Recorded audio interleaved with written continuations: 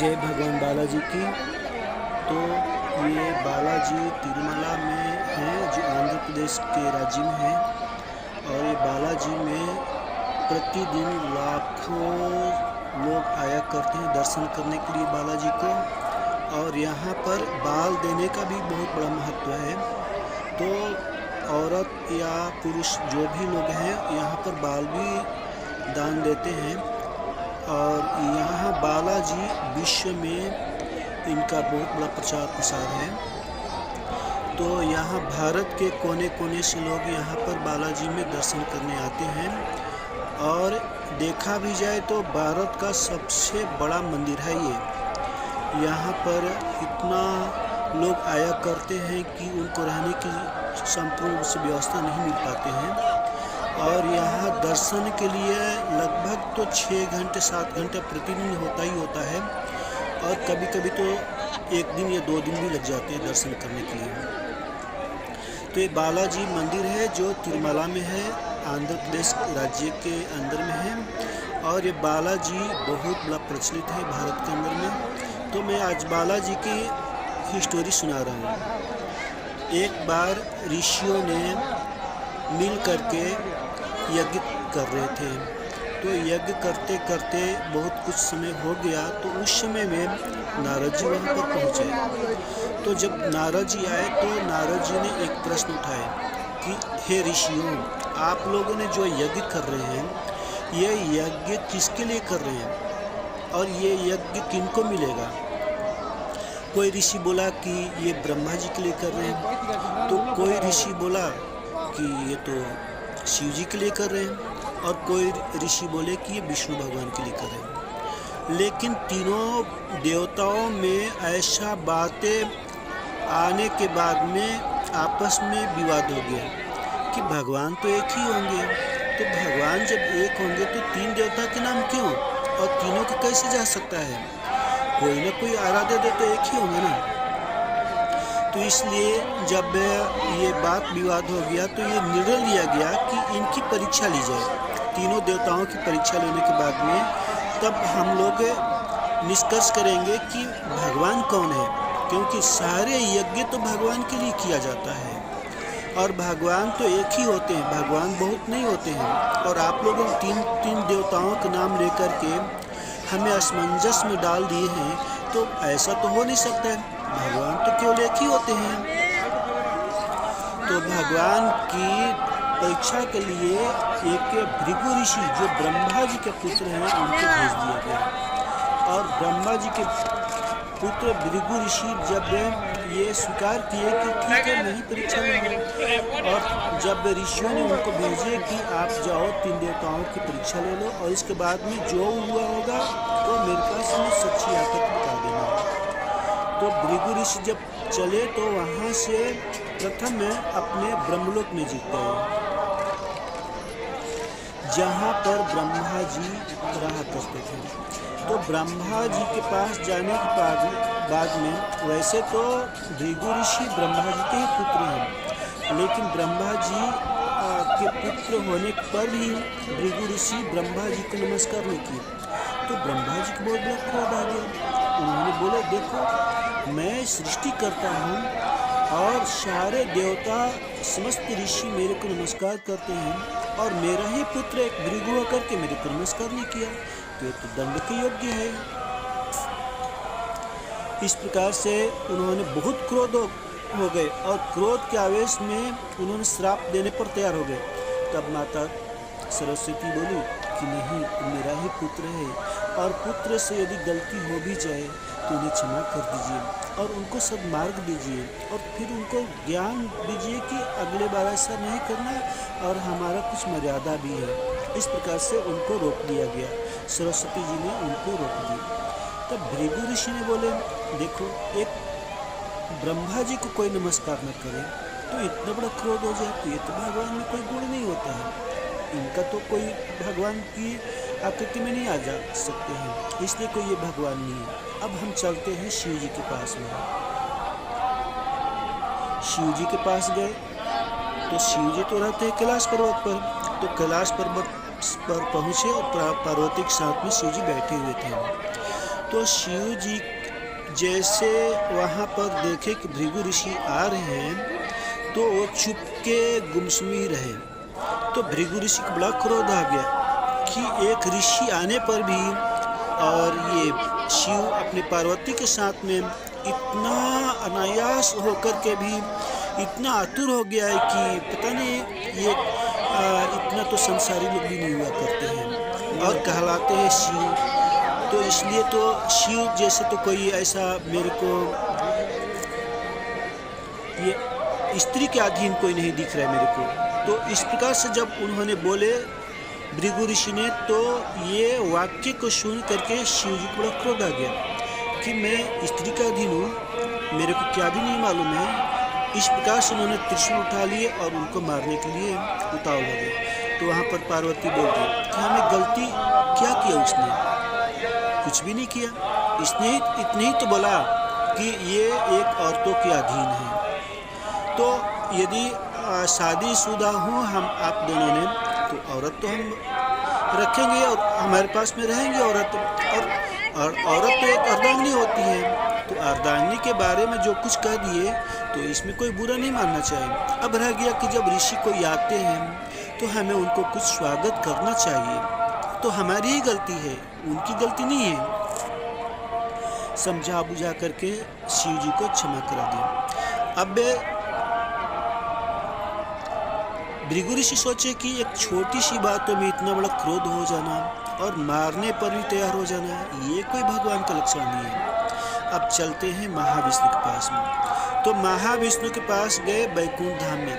तो बैकुंठ धाम में महाविष्णु के पास जैसे पहुँचे तो विष्णु भगवान वहाँ पर शयन कर रहे थे और लक्ष्मी जी उनकी पैर की सेवा कर रही थी, चरण सेवा कर रही थी। तो इस प्रकार से जब वो उन्होंने गए भृगु ऋषि तो कुछ भी नहीं बोले। भृगु ऋषि ने भगवान विष्णु को वक्षस्थल पर एक पैर से जमा दिए, मार दिए। उनकी जो चरण था भगवान विष्णु के वक्षस्थल पर लग गई। तब भगवान देखे कि ये तो भृगु ऋषि है। और ये भृगु ऋषि बैठिए बैठिए, हमें तो मालूम नहीं था, हम तो निद्रावस्था में थे, आइए बैठिए। तो अब भृगु ऋषि के मन में ऐसा हुआ कि हमने मारा इनको और इन्होंने मेरे को फिर भी स्वागत कर रहे हैं, ठीक है। तो भृगु ऋषि बैठ गए और भगवान विष्णु जी नीचे बैठकर उनके चरण दबाने लगे। भगवान विष्णु ने बोले कि हमारे कठोर रूपी चरण, हमारे कठोर रूपी वक्षस्थल से आपके कोमल रूपी चरणों में चोट आ गया होगा, लाइए मैं आपकी सेवा कर देता हूँ। तो चरण दबाने लगे और चरण दबाते दबाते उनकी तीसरी नेत्र, भृगु जी की तीसरी नेत्र चरणों के अंदर में छुपाया हुआ था और तब उन्होंने निकाल लिए, तीसरी नेत्र को निकाल लिए। जब तीसरी नेत्र को निकाल लिए तब इनको ज्ञात हुआ कि जो हमने नेत्र छुपाया था, तीसरा नेत्र, वो किसी को नहीं मालूम, लेकिन इनको मालूम था और अभी उन्होंने निकाल लिए। तो इस प्रकार से इन्हीं भगवान हैं।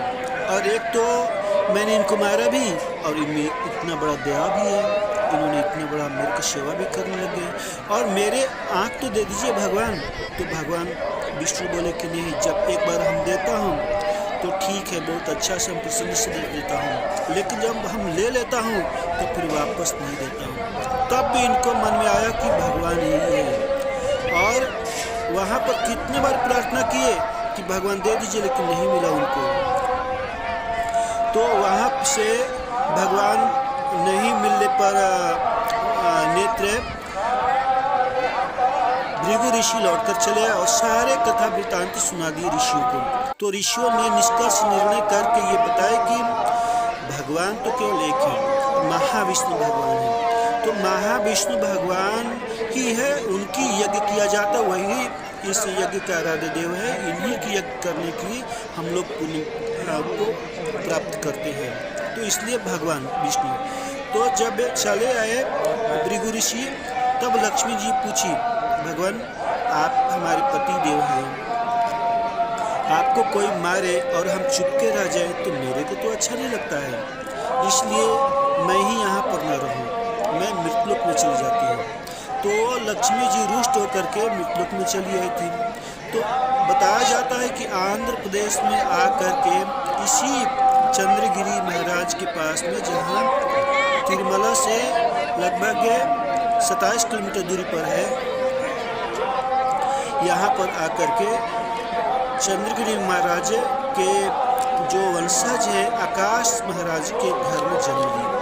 तो उनको मनाने के लिए भगवान विष्णु जी यहाँ पर आए और एक वेंकटेश और श्रीनिवास नाम करके एक बालक होकर के यहाँ पर उनको मना करके बैकुंठ में ले जाने के लिए आए थे। और ये लीला करने लग गए कि यहाँ पर आए और उनके साथ में जो भी बहुत बड़ा चरित्र हुआ है वो बहुत बड़ा लंबा चौड़ा है, इतना बोलेंगे तो वीडियो बहुत लंबी हो जाएगी। तो यहाँ पर आए और उनका नाम पद्मावती था, जो आकाश राजा के पुत्री हुई थी, जिसको लक्ष्मी कहा जाता है। और इन्होंने जो विष्णु भगवान हो तो श्रीनिवास हुए और यहाँ पर आकर के बगुला माँ को एक माँ का रूप बना करके और धर्म की माँ बना करके उन्होंने अपनी बगुला माँ का ही साथ में रह करके और पद्मावती पुत्री जो आकाश राजा की थी उनसे शादी की। शादी करने के बाद में और यहाँ पर बहुत सालों तक रहे उन्होंने। इसके बाद में रहने के बाद में सोचे कि अब हमें बैकुंठ जाना चाहिए। तो उन्होंने जो बालाजी है वेंकटेश भगवान जिनको श्रीनिवास भी कहते हैं, उन्होंने यहाँ पर से जाने के लिए इसी जंगल में आए थे जहाँ पर आप देख रहे हैं तिरुमला जो देख रहे हैं आपको।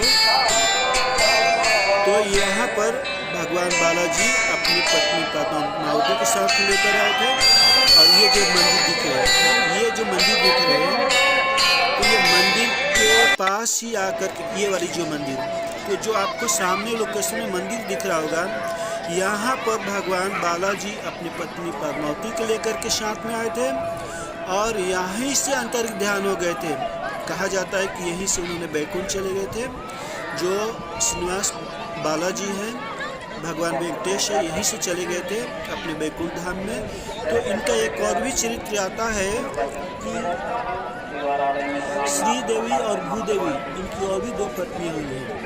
तो ये सुनने में आता है वर्णन कि जब रामावतार थे तो रामावतार में एक जब पाताल लोक में जब इनकी बहुत बड़ा अहिरावण ने जब इनको युद्ध में बलि देने के लिए ले गए थे, तो उस समय में एक परी थी जो इनसे शादी करना चाहती थी और उस समय में हनुमान जी इनको रोक दिए थे। तब उन्होंने बहुत बड़ा प्रार्थना की परी ने कि हे भगवान मैं आपके बिना नहीं रह सकती हूँ। तो भगवान राम जी ने आदेश दिए कि मैं ही कलयुग में श्रीनिवास वेंकटेश के रूप में प्रकट होंगे और तुम्हें से शादी करेंगे। तो वो भूदेवी और श्रीदेवी के रूप में आई थी और उनसे भी शादी की थी उन्होंने। तो वैसे तो इनकी पद्मावती ही इनकी उनसे धर्मपत्नी है, लेकिन 2 और भी बताया जाता है। तो एक है श्रीदेवी और एक है भूदेवी। तो श्रीदेवी और भूदेवी में जब लड़ाई हुआ कि पति तो मेरा है, तो पद्मावती बोली नहीं, पति आपका नहीं, पति हमारे हैं। इस प्रकार से जब लड़ाई हुआ तो लड़ाई होते समय जब भगवान जो वेंकटेश थे पर बैठ करके देखने लगे दोनों के चरित्र। तो लड़ाई करते करते नहीं भगवान मेरा है, तो भगवान आपके नहीं, भगवान मेरे हैं। जन्म जन्मांतर तक मैं ही पत्नी रही हूँ और मेरे ही वेंकटेश भगवान मेरे पति रहे हैं, जो स्वयं शेष महाविष्णु भगवान विष्णु जी हैं। मैं लक्ष्मी हूँ, जन्म जन्मांतर में मैं ही उनकी पत्नी हूँ, आप नहीं मैं ही। तो जो माया रूपी जो श्रीदेवी और भूदेवी थी वो बोली कि नहीं मैं हूँ उनकी पत्नी, मेरा संपूर्ण अधिकार है।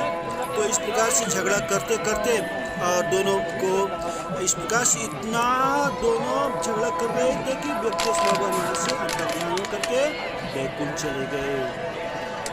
तो जो सामने आपको मंदिर दिख रहा होगा, ये वाली जो मंदिर आपके सामने गोपुरम दिख रहे हैं और बहुत लोग आपको दर्शन करने के लिए